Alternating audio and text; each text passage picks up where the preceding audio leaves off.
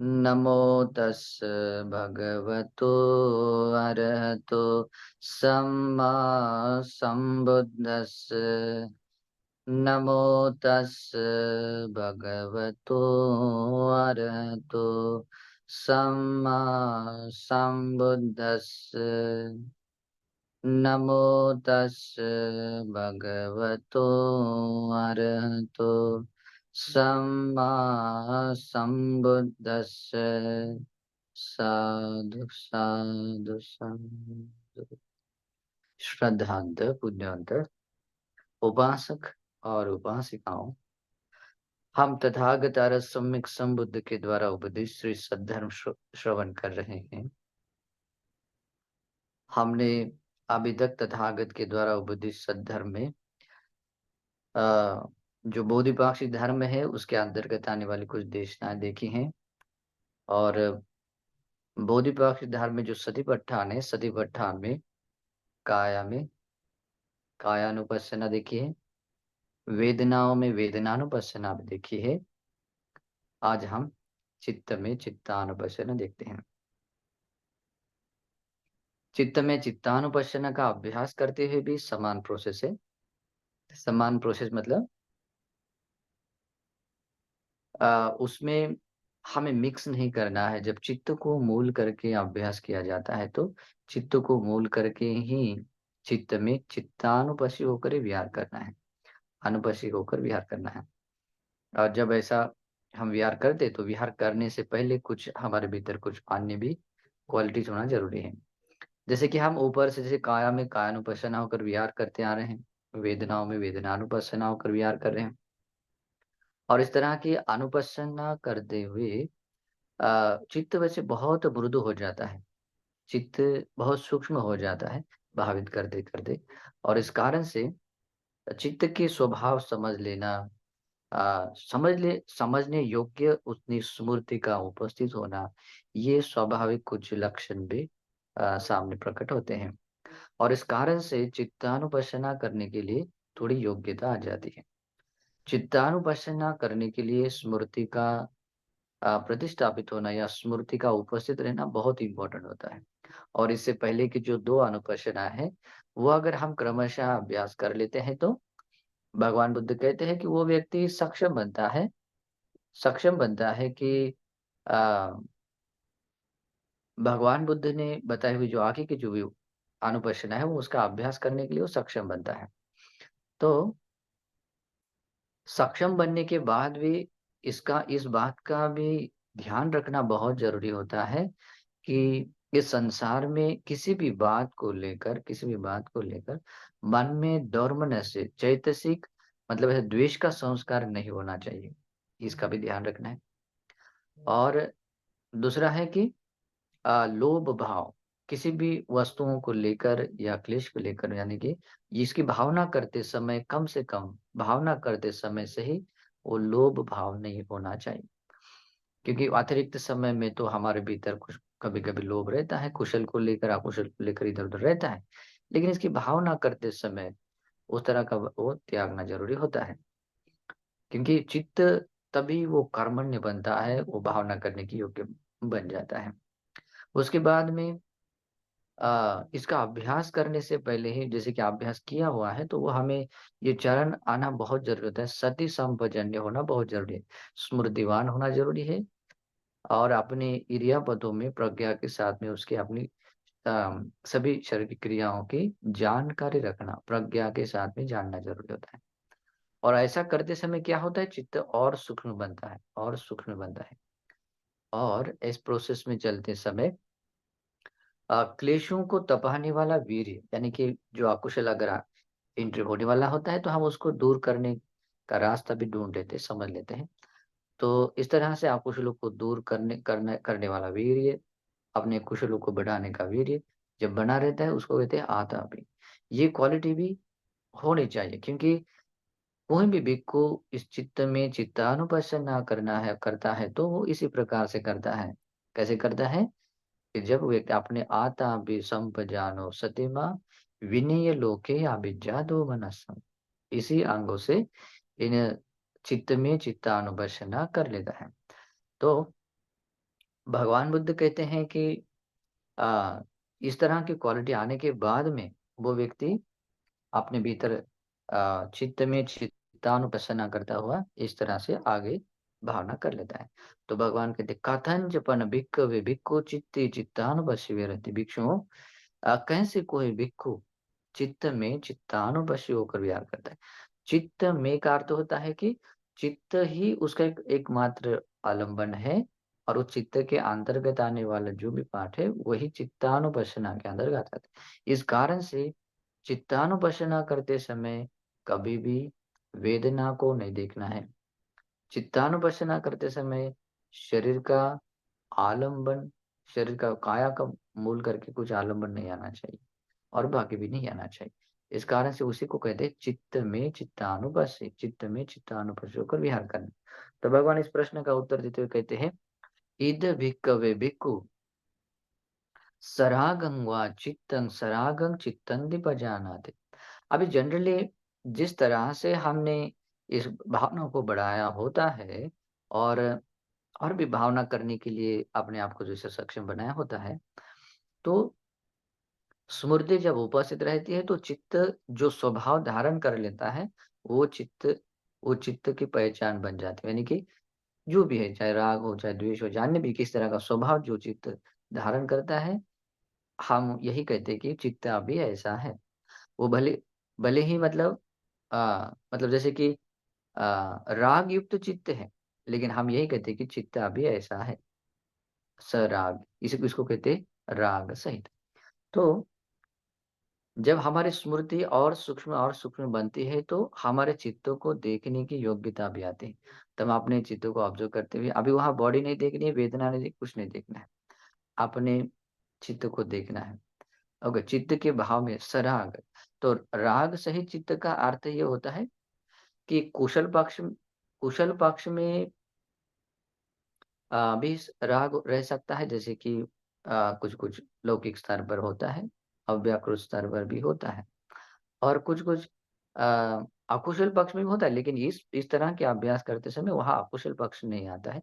इस कारण से हमें क्लियरली वो समझ में आता है कि अगर राग सहित चित्त है, जैसे कि कामावचर लोग में कुशल कुशल पक्ष में अगर, जैसे कि और भी थोड़ा स्पष्ट कर लेते हैं। जैसे कि अ, कुछ भी कुशल कर्म करना है, कुशल ये करना है, तो लेकिन करने के बारे में भी अगर कोई राग जल रहता है, आशा जुड़ जाती है, कुछ भाव रहता है कि हाँ, वैसा होना चाहिए करके।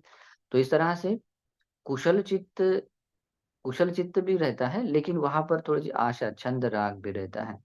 तो उस कारण से उसको कहते हैं कामावचर सराग चित्त कह सकते हैं। ओके। तो जब ऐसा, और पहले से हमने जिस तरह से भावना की होती, इस कारण से भी यहाँ तक आ सकता है, यानी कि कामावचर कुशल चित्त तक वो राग सहित चित्त उत्पन्न हो रह सकता है, क्योंकि अकुशल चित्त को दूर करने के लिए हमने इससे पहले ही बहुत सारा प्रयास किया होता है। तो सराग युक्त चित्त होने के बाद भी वो देखता है कि राग युक्त चित्त है, तो सरागं चित्तन तिपजानाति। अब इसको क्या करना है? प्रज्ञा से उसको जानना है। तो प्रज्ञा से जानने के लिए वो स्मृति है, उस स्मृति के साथ में अपने चित्त को देख रहा है, और चित्त में उत्पन्न हुए भाव को देख रहा है। ये राग सहित है, ये संज्ञा जगा रहा है, संज्ञा जगा रहा है, और वहाँ स्मृति है, वो संज्ञा जगा रहा है, और संज्ञा के साथ में उसको समझ रहा है कि हाँ, ये बात ऐसी, उसमें राग युक्त चित्त है। जब ये बात, और वो मनसिकार है, वो मनसिकार के साथ में वो समझ रहा है कि हाँ, ये अ, राग युक्त चित्त है, राग सहित चित्त है। जब ये बात आइडेंटिफाई होती है और उसको वो समझ रहा है, उसमें चित्त का समाहित भाव रहता है, और समाहित भाव के साथ में वो जान रहा है। उस उस जगह पर और कोई टॉपिक नहीं है। वो जो मन स्वीकार करने के लिए इस भावना को बढ़ाते समय चित्तान्वेष, कोई और कोई टॉपिक नहीं होता, बस वहाँ पर एकमात्र रहता है। क्या रहता है कि अपने चित्त को राग सहित अगर देखता है, तो मेरा चित्त राग सहित है, इसके बारे में अ, स्मृति रहती है। स्मृति के साथ में वो संज्ञा जगाता है, सरागम, ये सराग चित्त। आइडेंटिफाई करने के लिए वो संज्ञा जागना ज़रूरी होता है और वो है करके उस तरह का जो मनसिकार बनाए रखता है, तो इस तरह से वो पजानाति। सरागं वा चित्तं सरागं चित्तन्ति पजानाति, ऐसे वो अपने सराग युक्त चित्त को प्रज्ञा के साथ में जानने वाला बनता है। और ऐसा करता हुआ वो चित्त में चित्तानुबसी कर रहा है, भावना को भावित कर रहा है, भावना बढ़ा रहा है। ऐसा व्यक्ति होता है। सदोषं वा चित्तं सदोषं चित्तन्ति पजानाति। अभी अ, यहाँ नहीं, इसमें आगे भी आता है वीतरागं वा चित्तं वीतरागं चित्तन्ति बजानाति। अगला वाला पार्ट। अब यहाँ वीतराग का अर्थ ऐसा नहीं होता है कि जहाँ वीतराग होना यानी कि अरहंत लोग जैसा भी वीतरागी लोग होते हैं। लेकिन यहाँ हम अभी अरहंत नहीं है ना, तो जैसे कि देखा जाए तो जैसे कि कुछ-कुछ पक्ष को लेकर जैसे कि हम दान देते हैं, तो वो दान देने के लिए जो हम किसी अकुशल जैसे कि लोभ भाव को छोड़ देते हैं, राग भाव को छोड़ देते हैं और अपने भीतर मैत्री करुणा जगाते हुए या क्या बोलते हैं मत्सर भाव को भी दूर करते हुए जो हम दान देते हैं, तो वो क्या हो रहा है कि वहाँ पर वो राग नहीं है, वो राग का न होना होता है। यानी कि कुशल पक्ष में और अव्याकृत जो कर्म रहते हैं उस पक्ष में भी वीतराग भाव जागता है, चित्त वो स्वभाव आता है। तो कु कुशल पक्ष में रहते समय जब कभी ऐसा लगता है कि अभी मेरे मन में तो राग नहीं है, ऐसा बहुत बार हमें भी ऐसा लगता है अभी मेरे मन में राग नहीं है। तो राग नहीं है जब ये बात रियलाइज़ हो जाती है, तो चित्तानुपස්සना करता हुआ वो यही बात देखता है कि कुशल पक्ष में से ही क्यों ना हो, लेकिन वो इस तरह से देखता है कि वीतरागं वा चित्त, अभी मेरा चित्त वीतराग है तो मेरा वीतराग है करके वो संज्ञा को जगाता है, स्मृति को वहाँ उपस्थित रखता है और उससे मानसिक कार्य को बनाए रखता है। तो इस तरह से वो पजानाति प्रज्ञा के साथ में उसका जानना होता हो जाता है। फिर में आता है सदोषं वा चित्तं सदोषं चित्तन्ति पजानाति।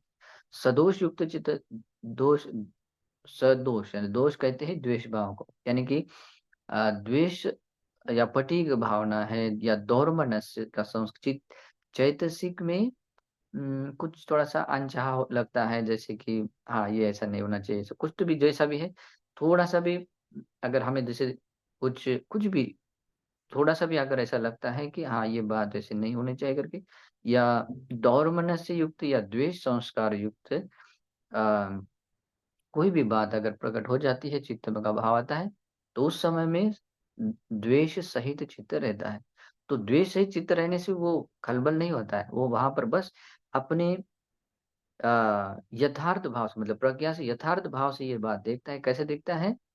और द्वेष सहित चित्त होने के बाद मेरा द्वेष सहित चित्त है, मेरा द्वेष सहित चित्त है, इसको स्मृति के साथ में देख लेता है मेरा ये द्वेष है, ये द्वेष सहित मेरा चित्त है। अभी इस समय में द्वेष सहित चित्त है। इस समय, इस क्षण में किसी बात को लेकर इस द्वेष सहित चित्त है और द्वेष सहित चित्त है द्वेष सहित चित्त है करके वो संज्ञा भी जगाता है। हाँ, है करके आइडेंटिफ़ाई कर लेता है और उस तरह का वो मनसीकार बनाता है कि हाँ, ये बात है, इस स्वभाव से वो चित्त है। तो इस तरह से वो पजानाति प्रज्ञा के साथ में जानकारी रखता है और इस तरह से जानकर रखता हुआ सदोषं वा चित्तं सदोषं चित्तन्ति पजानाति। ऐसा वो अपने चित्त में चित्तानुपස්සना करता है। फिर ज़रूरी नहीं होता है कि वो कितने समय तक रहा, जितने समय तक वो रहता है और ऐसा भी होता है कि जब हम अ, अपनी प्रज्ञा से क्या बोलते हैं उसको स्मृति के साथ में अपने चित्त के भाव को वो देखते हैं। अगर अकुशल पक्ष में आता है, तो वो अकुशल पक्ष वो चला जाता है। कुशल पक्ष है, तो कुशल पक्ष वो ऐसा बना रहता है और बढ़ जाता है। तो ये प्रज्ञा के साथ में देखने का एक अच्छा परिणाम है। ठीक है? तो इस कारण से अ वो एक पर्टिकुलर लेवल तक वो देखता है अपने चित्त के स्वभाव को। वो 2 मिनट, 5 मिनट जैसा भी जितना समय ये नहीं कर सकते, बाउंडिंग नहीं कर सकते हैं। जब अपने चित्त का और आगे स्वभाव बदल जाता है, तो वीत दोषं व चित्तं तो अभी जैसे कि जैसे-जैसे हम प्रज्ञा से उसको देखते हैं, तो इसको मतलब क्या होता है कि जो द्वेष भाव था जिस बात को लेकर जैसे कि द्वेष उत्पन्न होता है, तो वो द्वेष अ, वो थोड़ा शांत हो जाता है, वो प्रशांत हो जाता है, निकल जाता है। समूलतः नहीं जाता है, लेकिन उस समय में वो नहीं होता है। ओके, तो द्वेष रहित जो होता है, जो द्वेष रहित या दोर्मनस्य, चैतसिक दोर्मनस्य रहित जो चित्त का भाव दिखाई देता है, तो उसको भी वो यथाभूत देखता है। उसके साथ में भी वो मनसिकार रहता है, अपने संज्ञा से वो आइडेंटिफ़ाई करता है कि अभी क्या है, वीत द्वेष है। और साथ में वो मनसिकार ऐसा बनाता हुआ, बनाए रखता हुआ क्या करता है, अ, वो प्रज्ञा के साथ में उसकी जानकारी रखता है। वीत दो संग व चित्तंग, अभी मेरा वीत द्वेष चित्त है, तो वीत दो द्वेष चित्त है करके प्रज्ञा से वो जानता है। ऐसा करता हुआ वो चित्तानुपස්සना कराए। अभी वो चित्त की भावना को बढ़ाता है। फिर मतलब उसी प्रकार की भावना को बढ़ाता हुआ व्यक्ति आगे अपने चित्त स्वभाव को एक कल्पना नहीं करता है, उस जो चित्त जो स्वभाव धारण कर लेता है, उसी स्वभाव के उसको देखते हुए उसकी अनुपस्थिति करनी। वो है करके वो 3 बातों से देखना है। उसके साथ में क्या करना होता है, स्मृति को वहाँ बनाए रखना, स्मृति से जानना होता है, संज्ञा से उसको पहचानना होता है और मनसिकार उसको बढ़ाना होता है कि ये बात ऐसी है करके। वो मनसिकार बढ़ाने का मतलब होता है वो भावना को बढ़ा रहा है। तो ये अनुपस्थिति कहलाती है।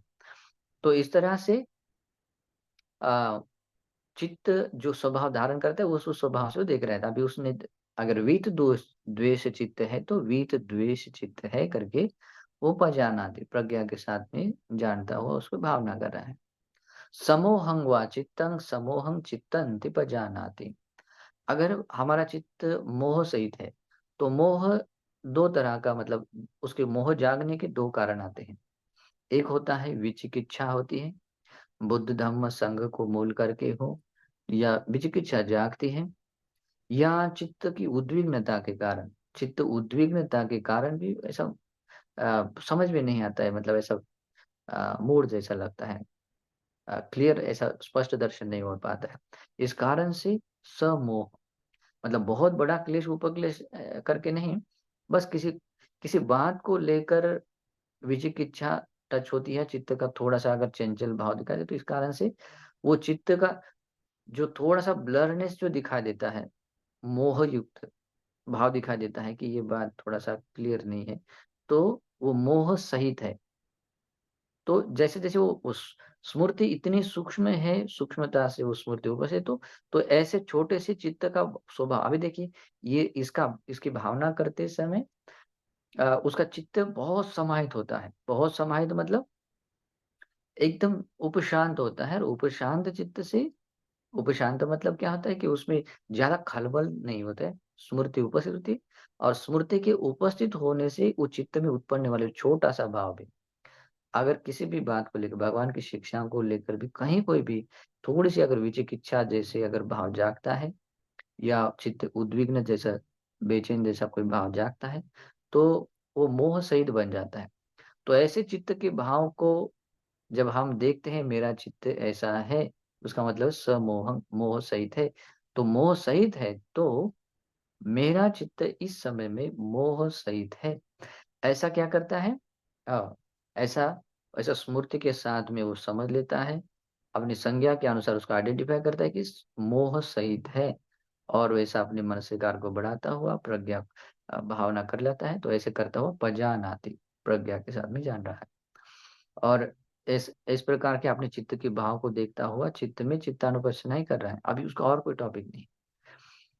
कभी मतलब ऐसा भी होता है कि जो अभी कुशल धर्मों को लेकर कोई विचिकित्सा नहीं है, और चित्त चित्त भी ऐसा बहुत ऐसा भ्रांत नहीं है, थोड़ा-सा मतलब एकाग्र है किसी टॉपिक को लेकर। तो इसको कहते हैं वीतमोहम्, मतलब ये समोह नहीं। अभी हमें चित्त उपशांत, जैसे कि पानी अगर ऐसा साफ है और शांत है, तो हमें निचली चीज़ें सब दिखाई देती है। उस तरह से थोड़ा क्लियर ये रहता है, और कोई विचिकित्सा भी नहीं भगवान की शिक्षा या धर्म की बात को लेकर। तो किसी भी बात को लेकर वो ब्लरनेस नहीं है, मूर्छित भाव नहीं, मोह भाव नहीं है। तो इस कारण से ये बात सिर्फ़ रियलाइज़ होती है कि हाँ, अभी मतलब मोह सहित नहीं है। मेरा चित्त मोह सहित नहीं है, इसी को वीत मोह कहते हैं। वो वाला वीत मोह नहीं है जो अरहंत बनने के बाद वीत मोह होता है, वो वाला अलग है। यहाँ पर हम भावना करते समय हम लोगों का जो साधारण कुशल-अकुशल के पक्ष में दौड़ते हुए ये एक स्टेप आती है, वैसा वो वीत मोह। वीत मोह यानी कि उस समय कुशल धर्मों को लेकर ऐसे कोई डाउट नहीं रहता है, मतलब ऐसा कोई थोड़ा निशंक होती है, क्लियरली समझ पाते हैं और चित्त उद्विग्न नहीं होता है, एकदम शांत भाव से हम देख रहे हैं, हाँ, ये बात ऐसी है। तो ऐसा देखता हुआ ये समझ में आता है कि हाँ, अभी मेरा चित्त जो स्वभाव चित्त में धारण किया हुआ है, वो वीत मोह है। तो वीत मोहं वा चित्तं वीत मोहं चित्तंति पजानाति। मैं अभी वीत मोह वाला चित्त है, ये बात वो क्या करता है जानता है, प्रज्ञा के साथ में जानता है। प्रज्ञा के साथ में जानता हुआ जैसे 3 चरण उसके होते हैं। कैसे होते हैं? उस मूर्ति को वहाँ उपस्थित रख रहा है, तो उस मूर्ति के साथ वो देख रहा है। उस संज्ञा के साथ में उसको आइडेंटिफ़ाई कर रहा है कि हाँ, ये अभी वीत मोह है और उस तरह की वो अपना मनसिकार को बढ़ा रहा है। तो ऐसा करता हुआ पजानाति, इस तरह से प्रज्ञा जान कर रखता हुआ अनुपस्सना करता है, चित्तानुपस्सना करता है। उसके बाद में आता है संखित्तं वा चित्तं संखित्तं चित्तन्ति पजानाति। अगर हमारा चित्त संक्षिप्त है, अभी चित्त स्वभाव हमेशा बदलता रहता है। चित्त वैसे बहुत ही मतलब ये भी होता है क्विकली बदलने वाले में मतलब इसके इतना जल्दी बदल देता है कि सोच नहीं सकते, बदलने की स्वभाव का है। तो भगवान बुद्ध कहते हैं संक्षिप्त चित्त क्यों बन जाता है? तो संक्षिप्त चित्त होना यानी कि कभी भी अगर चित्त थोड़ा-सा भी ऐसा तंद्रा भाव अगर चित्त में ऐसा क्या कहते हैं थोड़ा-सा आलस जैसा भाव अगर आता है, थीन मिद्द सा अगर थीन मिद्द सा अगर जैसे कि बॉडी में भी अगर थोड़ा-सा ऐसा भारीपन महसूस हो रहा है तो लेकिन वो चित्त महसूस कर रहा है। चित्त में भी कुछ करने की जैसे कि वो आगे और करने का मन नहीं हो रहा है, तो इसको मतलब क्या हो रहा है कि वो थोड़ा-सा आलस से युक्त है। मतलब आरुचि के साथ में ये हुआ है आरती के जैसा उत्पन्न होता है। तो थीन मिद्द सहागत में वो चित्त कैसे बनता है?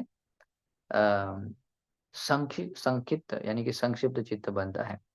तो जहाँ कहीं भी ऐसा टच हो जाता है, वो सोच मात्र है। वो सोच मात्र भी जो क्या बोलते हैं निराश युक्त या तीन में आलस से ऐसा थोड़ा-सा भी अगर स्पर्श कर लेती है, वो जैसे कि पसंद को कम कर देती है, तो वो क्या होता है? वो संक्षिप्त चित्त बन जाता है। तो संक्षिप्त चित्त अगर वो वैसा भी अगर चित्त हमारा स्वभाव धारण कर लेता है, तो मेरा चित्त संक्षिप्त है, ऐसा मतलब इस समय की ये सत्यता होती है और उस सत्यता को चित्त के इस वर्तमान की इस सत्यता को क्या करता है?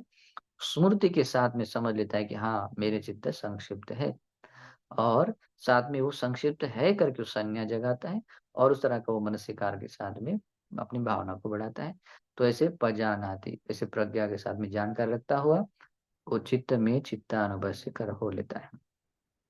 विक्षिप्तंग वा चित्तंग अभी विक्षिप्त चित्त रहते कभी-कभी अभी संक्षिप्त चित्त भी रहता है, लेकिन कभी-कभी ऐसा होता है किसी भी जैसे कि जो बाहरी आलंबन होता है, बाहरी आलंबन मतलब अपनी बॉडी अपनी इसको लेकर बाहरी जो विषयों का आलंबन होता है, जैसे रूप है, शब्द है, गंध है, स्पर्श आदि है।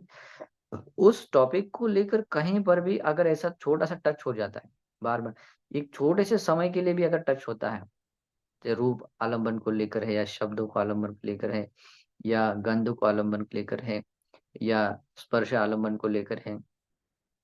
तो उसको लेकर अगर थोड़ा-सा भी अगर चित्त वो ऐसा टच हो रहा है, तो इसका मतलब क्या हो रहा है? बाहरी आलम्बनों के साथ में विक्षिप्त है। तो ऐसा चित्त जब स्वभाव धारण कर लेता है, तो उसको कहते हैं पंचकाम बोलते हैं, काम गुण बोलते हैं। पंचकाम गुण होते हैं रूप, शब्द, गंध, रस, स्पर्श को मूल करके बाहरी कोई भी आलम्बन। तो उसको मूल करके अगर चित्त में थोड़ा-सा भी अगर बदलाव होता है, उसको अगर चित्त वहाँ से जब जुड़ रहा है उधर तो वो विक्षिप्त चित्त कहलाता है। तो ऐसा स्वभाव रहते समय विक्षिप्त चित्त है तो इस वर्तमान की ये सत्यता है तो उसको स्मृति के साथ में समझता है कि विक्षिप्तं वा चित्तं विक्षिप्तं वा चित्तं ति पजानाति। वो विक्षिप्त चित्त है करके वो क्या कर लेता है, स्मृति के साथ में समझ रहा है, संज्ञा के साथ में उसको आइडेंटिफ़ाई कर रहा है कि अभी विक्षिप्त है और उस तरह से अपना मानसिक कार्य को बढ़ाता हुआ उसकी भावना कर रहा है। तो ऐसा करता हुआ क्या होता है, चित्त में वो चित्तानुबसना कर रहा है। अभी जब व्यक्ति प्रज्ञा के साथ में ऐसा देख रहा है तो वो स्वभाव ज़्यादा ये नहीं होता, वो बदल जाता है ना? विक्षिप्त वाला स्वभाव, तो ऐसा होता है। तो इस तरह से वो इस तरह से चित्त में चित्तानुबसना होकर विहार करना होता है। जब आदमी उसको और चित्त को समाहित करता हुआ या किसी भी तरह की ध्यान को अगर वो स्पर्श कर लेता है, प्रथम ध्यान है, द्वितीय, तृतीय, चतुर्थ ध्यान को ये कर लेता है, तो वो चित्त कैसे होता है? महग्गत चित्त होता है।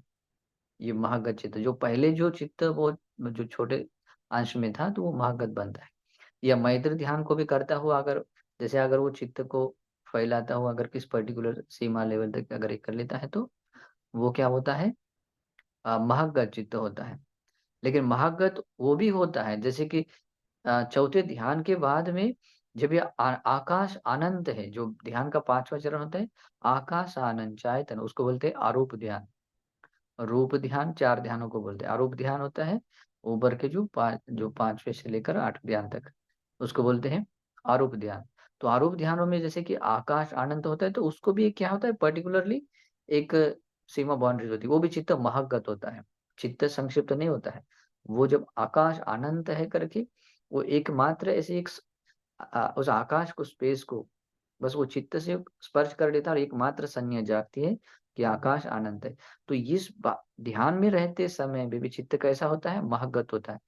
अभी एक विशेष बात होती है कि ये महगत चित्त है करके उसमें फिर वो 3 चीज़ें आना बहुत ज़रूरी होती है। वो वहाँ स्मृति होती है, वो ध्यान तो रहता है लेकिन स्मृति रहती है, संज्ञा जगाता है कि ये बात ऐसी है करके, अनंत आकाश है और लेकर है विज्ञानाचल जो भी जैसा भी है आरोप ज्ञान को लेकर है। लेकिन क्या होता है कि वो संज्ञा जगाता है, वो संज्ञा ही है। आकाश अनंत चेतन क्या है? संज्ञा। विज्ञान अनंत है क्या है? संज्ञा है। तो संज्ञा को जगाता है और बाद में वो मनसिकार भी चलाता है, वो मनसिकार भी बढ़ाता है। तो ऐसा करता हुआ वो चित्त क्या होता है? महगत होता है। वो चित्त महगत होता है। तो रूप आरोप ध्यान से जुड़ा भी महगत होता है। अगर इस वर्तमान स्थिति का चित्त हमारा वो स्वभाव अगर धारण करता है तो महगत चित्त है। तो महगत चित्त है तो इस समय में मेरा चित्त महगत है, ये प्रज्ञा के साथ में जानता है। तो प्रज्ञा के साथ जानता हुआ क्या करता है? स्मृति के साथ में वो समझ लेता है कि वो चित्त महगत कैसा है और महागत है करके वो संज्ञा देता है और उसके अनुसार वो मन स्वीकार करता है कि ये चित्त महागत है। तो महागतं वा चित्तं महागतं चित्तं पजानाति वो प्रज्ञा से जानना हो जाता है और इस तरह से क्या कर रहा है? इस तरह से वो चित्त में चित्तानुबसना करते हुए भावना कर रहा है। अमहगतं वा चित्तं अमहगतं चित्तं पजानाति। अभी चित्त महागत नहीं है, चित्त महागत नहीं है लेकिन क्या होता है वो अकुशल पक्ष में नहीं है, कुशल पक्ष में है, लेकिन चित्त ऐसा ये भी नहीं है, क्या बोलते हैं, मतलब ऐसा बहुत छोटा रखने वाला ऐसा भी नहीं है, लेकिन कुशल पक्ष में, तो कुशल पक्ष में जो चित्त रहता है जैसे कि कामावचर लोग हैं, जैसे कि है ना, कामावचर लोग स्वभाव जो स्वभाव धारण कर लेता है, तो वो चित्त कहलाता है अ, महग्गत चित्त। जैसे कामावचर चित्त में जैसे कि कुशल भाव में देखा जाए तो जैसे देवता लोग, 6 लोग देवता लोग हैं, मनुष्य लोग हैं आदि-आदि। इस लोग धातु स्वभाव में जो चित्त स्वभाव धारण कर लेता है, कामावचर चित्त, उस चित्त स्वभाव को कहते हैं अभी ध्यान अवस्था तो नहीं है, लेकिन निवरणों के साथ में नहीं, अकुशल पक्ष में भी नहीं है, लेकिन कुशल पक्ष में है और ध्यान स्थिति को उसने छुआ नहीं होता है। तो ऐसा भी अगर चित्त इस वर्तमान में होता है और वो चित्त है करके जब हमें वो महसूस होता है या हम उसको जान रहे हैं, तो भगवान क्या कहते हैं? भगवान कहते हैं कि उस समय में अपना चित्त अमहगत होता है। तो मेरा चित्त अमहगत है, अमहगत यानी कि मतलब जैसे कि महगत यानी कि बहुत जो बड़ा हो, स्पेस को फैलाने वाला जो होता है वैसा नहीं है। मतलब एक अभागत यानी कि पर्टिकुलरली कुछ कुशल पक्ष में तक ही वो सीमित है। तो इस तरह से कामावचर धातु स्वभाव धारण करने वाला अमागत चित्त जब रहता है तो वो मेरा इस समय में वर्तमान स्थिति में मेरा चित्त अमहगत है। इसको स्मृति के साथ में जानता है, प्र संज्ञा के साथ उसको आइडेंटिफ़ाई करता है, मनसीकार के साथ में उसकी भावना को बढ़ाती है, ये बात ऐसी है करके। और इस तरह से पजानाति प्रज्ञा के साथ में वो जान रहा है। तो इस तरह से वो चित्त में चित्तानुबंधी होकर विहार कर रहा है। अमागत चित्तं। सौत्तरं वा चित्तं सौत्तरं चित्तन्ति पजानाति। सौत्तर चित्त होता है जैसे कि निवरणों के साथ में जो चित्त होता है, निवरणों का त्याग करने के बाद में वो चित्त कैसा होता है? अ, चित्त हो मतलब चित्त होता है कि अभी वो निवरणों को तो त्यागा है, लेकिन उसने ध्यान को ये ये नहीं किया है, छुआ नहीं है, मतलब वो चित्त थोड़ा-सा शांत है, वो ज़्यादा क्लेश उसको डिस्टर्ब नहीं कर रहे हैं, कुशल पक्ष में है वो चित्त है। तो इस तरह की जब वो स्पर्श कर लेता है कि अपना चित्त में कोई ज़्यादा ये तो नहीं है, कोई अकुशल तो नहीं है, लेकिन वो थोड़ा-सा ऊपर उठा हुआ है, अकुशलों से ऊपर उठा हुआ है, निवरणों से ऊपर उठा हुआ है। और जब ये हम अपने चित्त को ऐसे भाव को देखते हैं, तो उस वर्तमान स्थिति को वर्तमान चित्त के स्वभाव को देखते हुए देखते हैं कि मेरा इस समय में चित्त ऐसा है। जब ऐसा है, देखते हैं तो वो स्वभाव सउत्तर चित्त बन जाता है। तो सउत्तरं वा चित्तं सउत्तरं चित्तन्ति पजानाति। तो हो सकता है कामावचर पक्ष में भी आता है और लेकिन कुशल पक्ष में है सउत्तर चित्त। उत्तर चित्त का अर्थ यही होता है कि वो किसी मतलब जो हीन स्वभाव से कुछ थोड़ा-सा ऊपर स्वभाव उठा हुआ चित्त होता है। ओके। अनुत्तरं वा उसके उसी प्रकार से वो देख लेता है। अनुत्तरं वा चित्तं अनुत्तरं चित्तन्ति पजानाति। अनुत्तर का अर्थ होता है अभी जो पहले जैसा जो था, उससे थोड़ा और ऊपर उठा हुआ। जैसे कि अभी निवरणों को दूर हटाने का, अकुशलों को दूर हटाने से प्रथम ध्यान को उसने छुआ है। प्रथम ध्यान क्या कहते हैं? प्रथम ध्यान से चतुर्थ ध्यान को रूपावचर ध्यान बोलते हैं।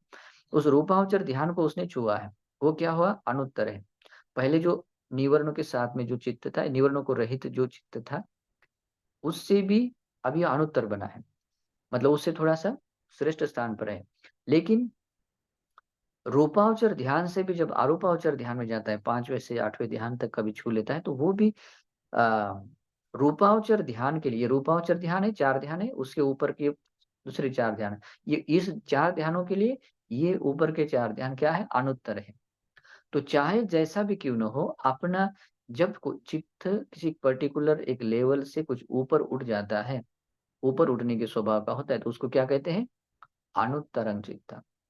प्रथम ध्यान से द्वितीय ध्यान की तरफ अगर हम ऐसा चित्त बढ़ रहा है या चित्त को भावित हो रहा है, चित्त की स्थिति को छू रहा है, तो उस समय में उस सत्यता को देखते हुए क्या करना होता है कि वो चित्त कैसा होता है? वो अनुत्तर चित्त है।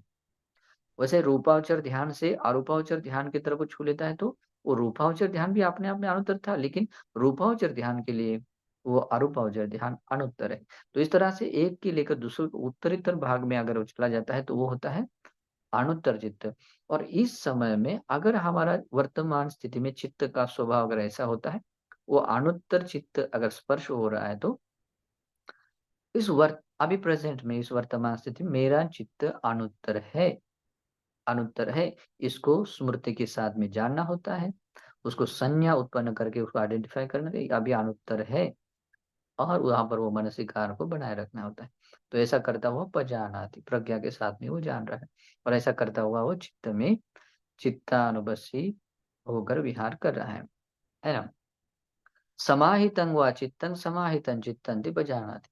जब अपना चित्त एक पर्टिकुलर लेवल तक रहता है, जैसे कि आप किसी भी आलम्बन को लेकर जैसे चित्त है और कोई भी XYZ आलम्बन है, उस आलम्बन में और ये चित्त में मतलब इतना एक हो जाता है, मतलब ऐसा छू लेता है और एक हो जाता है। तो वो चित्त कहलाता है समाहित चित्त। समाहित होने का अर्थ ही होता है कि अ, किसी पर्टिकुलर टॉपिक में या जो भी आलम्बन में मतलब ऐसा पूरा समाहित हो जाना, एकाग्र हो जाना, टच हो जाना ऐसा।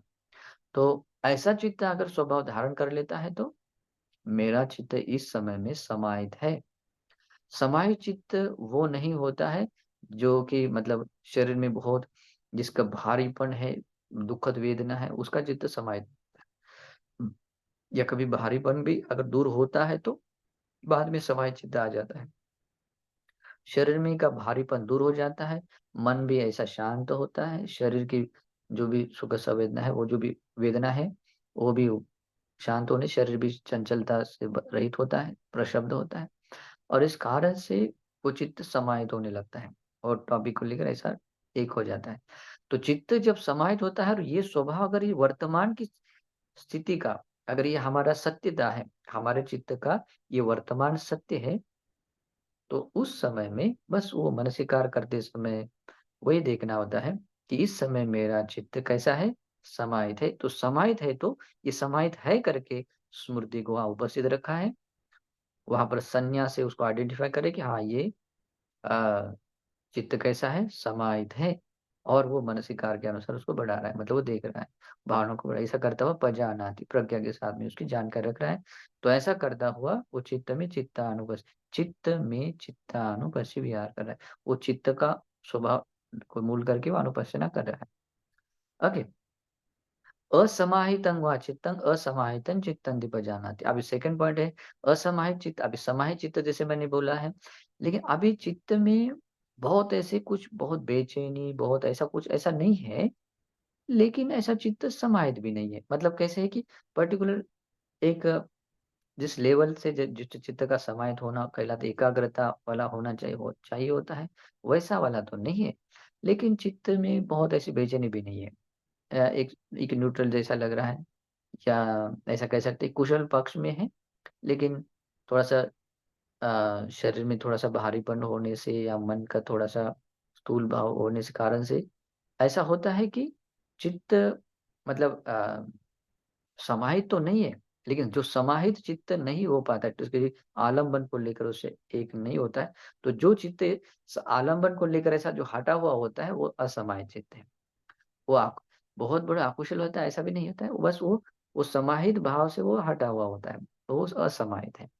तो ऐसा चित्त इस वर्तमान स्थिति में अपना चित्त अगर वैसे स्वभाव को धारण कर ले, तो स्मृति इतनी शार्प होती है, तो उस स्मृति के साथ में देखा हाँ, इस समय में मेरा चित्त असमाहित है और वो स्मृति के साथ वो स्मृति देखता है असमाहित है और संज्ञा भी जगाता है कि अभी असमाहित है और उस तरह के वो मानसिक को बढ़ाता हुआ उसकी भावना को बढ़ाता है कि ओके, तो ऐसा करता हुआ अनुपश्यना कर रहा है, पजानाति प्रज्ञा के साथ में जानकर रख रहा है।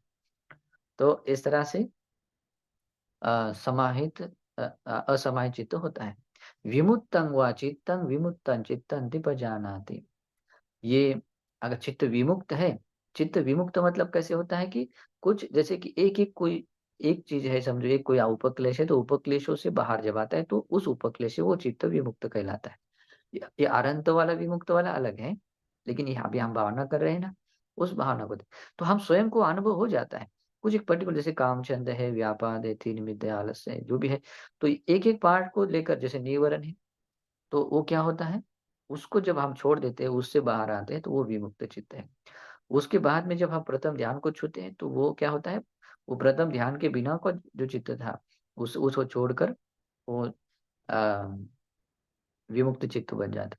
प्रथम ध्यान से द्वितीय ध्यान में जाता है, तो प्रथम ध्यान में जो चित्त स्वभाव धारण कर लेता है, चित्त जो स्वभाव धारण कर लेता है, वो स्वभाव छूट जाता है, उससे बाहर मुक्त होकर दूसरे ध्यान बिना प्रथम ध्यान का चित्त का स्वभाव छोड़े, उसके विमुक्त हुए, हम बाहर नहीं आ सकते हैं। इस कारण से उसको बोलते हैं विमुक्त चित्त। अभी इसी तरह से उत्तरोत्तर वो आगे-आगे जाता है और अंतिम तक भी जाता है। अगर इस वर्तमान स्थिति में कि वर्तमान ये चित्त स्वभाव अगर धारण कर लेता है कि पर्टिकुलर किसी अपने आप को ऐसा बाहर निकलते हुए ऐसा कुछ स्वभाव दिखता है चित्त का, तो वो चित्त होता है विमुक्तं वा चित्तं विमुक्तं चित्तं पजानाति। अभी वो उसके स्मृति के साथ, संज्ञा के साथ में उस मानसिकार को बनाए रखते हुए पजानाति प्रज्ञा के साथ में जान कर रखता है और ऐसा करता हुआ वो वेदना चित्त में चित्तानुपस्सी होकर विहार कर रहा है। और अविमुक्तं वा चित्तं अविमुक्तं चित्तं बजानाति। कब अभी अविमुक्त का अर्थ होता है कि अ, संसार में ऐसा पृथकजन वाला जैसे भटकने वाला ऐसा नहीं। लेकिन अविमुक्त का अर्थ होता है कि जिस चित्त स्वभाव को वो देख रहा है तो बस वही देख रहा है, उससे आगे का भाव को नहीं देख उसको नहीं देख पा रहा है, तो उसी स्थिति में वो देख रहा है। उसको कहते हैं अविमुक्त। मतलब उसको जैसे कि प्रथम ध्यान है तो वो दूसरे ध्यान की तरफ वो जाता है वो उसका चित्त नहीं दिखता है, वो वहीं पर दिख या वो निवरणों के साथ में निवरणों के रहित भी ऐसा रह सकता है, लेकिन उस समय वो जो चित्त उस समय धारण कर रहा है, वो देख रहा है, तो उसको वैसा ही वो दिखता है और उस चित्त को कहते हैं अविमुक्त चित्त। ओके, तो अविमुक्त चित्त जो भी स्वभाव धारण करता है जैसे कि कामावचर चित्त में, रूपावचर चित्त में भी वो पार्ट आ जाता है। ठीक है, अविमुक्त चित्त। तो इस तरह से चित्त जब कभी हमारा चित्त ऐसा स्वभाव धारण कर लेता है तो अविमुक्त चित्त कहलाता है। और इस वर्तमान स्थिति में अगर ये हमारे चित्त की सत्यता होती है तो स्मृति वहां उपस्थित रखने से उस स्मृति से वो समझ लेता है कि अभी अविमुक्त चित्त है, तो वो संज्ञा भी देता है कि अभी अविमुक्त चित्त है और उस तरह के वो मनसिकार को बढ़ाता हुआ को कैसे मनसिकार वो भावना को बढ़ाता हुआ प्रज्ञा के साथ में वो जानकारी बनाए रख रहा है। तो ऐसा करता हुआ चित्त में चित्तानुबसी होकर विहार कर रहा है। और इस तरह से ये चित्तानुपसना के चित्त की मतलब 16 प्रकार के ये टाइप्स आ जाते हैं। ओके, तो इस प्रकार की भावना करता हुआ जब अपने चित्त को मूल करके अपने चित्त के इन सारे स्टेप और सारे स्वभाव को देख रहा है, वो क्या होता है? अध्यतंग हुआ, मतलब अपने भीतरी चित्त को, अपने स्वचित्त को, अपने चित्त के स्वभाव को देख रहा है।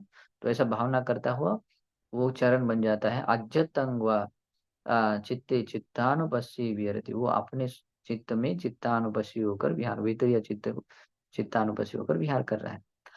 अब बहिर्धा हुआ चित्ते चित्तानुपस्विरति, लेकिन ये जब भावना कर रहा है तो जैसे मेरा चित्त जैसे स्वभाव धारण करता है या स्वभाव होता है, वो जहाँ जिस जिस व्यक्ति में जो मतलब विज्ञान सहित जो भी शरीर है, प्राण सहित जो भी शरीर है, वो उस चित्त का स्वभाव भी ऐसे ही स्वभाव धारण करने वाला है।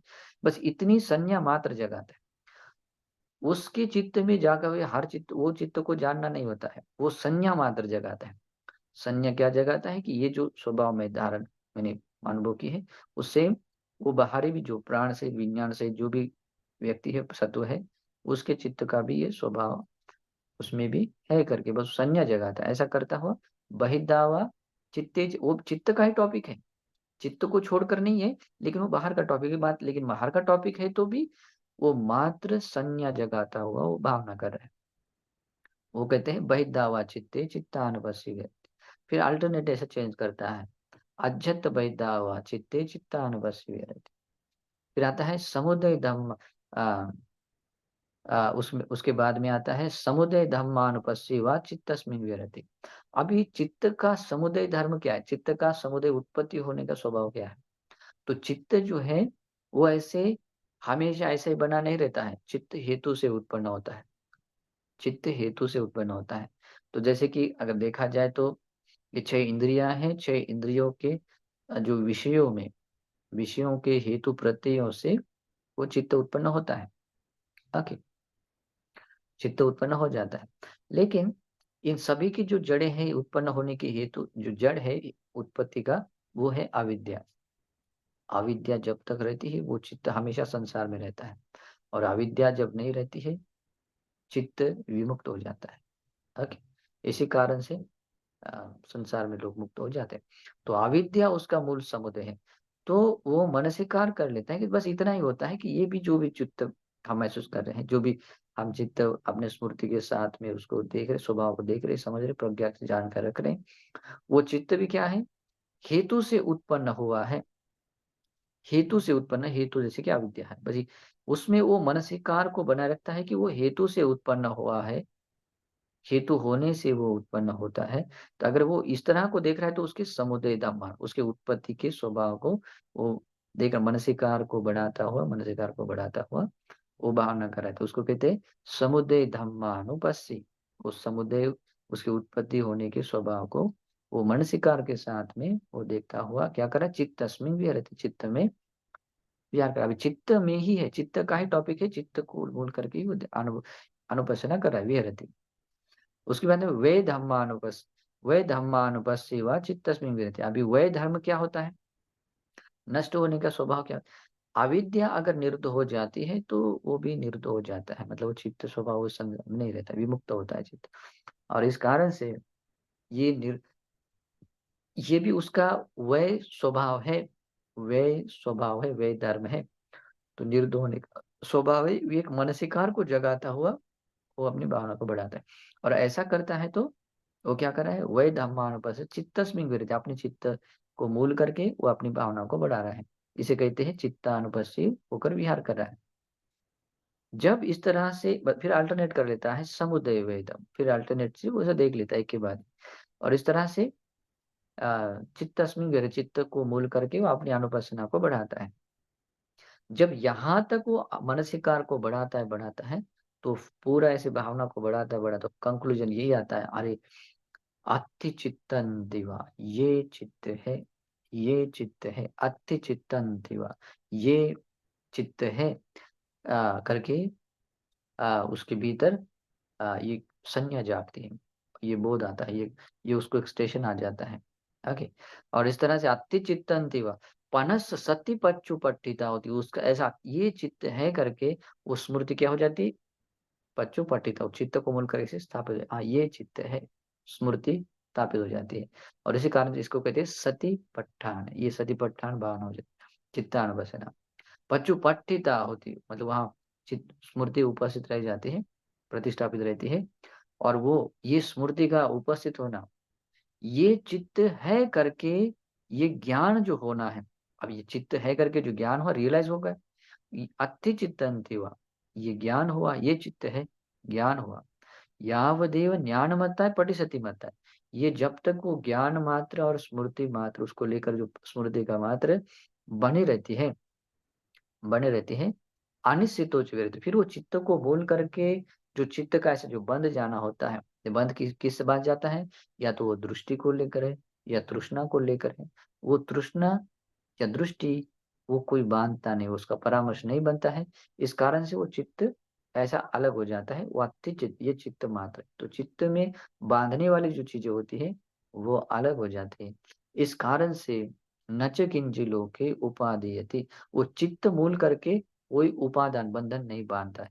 और ऐसा करता हुआ एवं भिक्खु भिक्खवे भिक्खु चित्ते चित्तानुपस्सी विरति, इस प्रकार से कोई भिक्खु चित्त में चित्तानुपस्सी होकर विहार करता है, ऐसे उसके चरण हैं।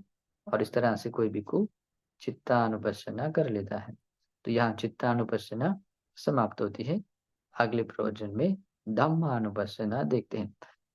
आशा है कि आप लोगों को इस चित्त में मतलब जिस स्टेप से वो करना होता है वो स्टेप जो समझ में आए होंगे।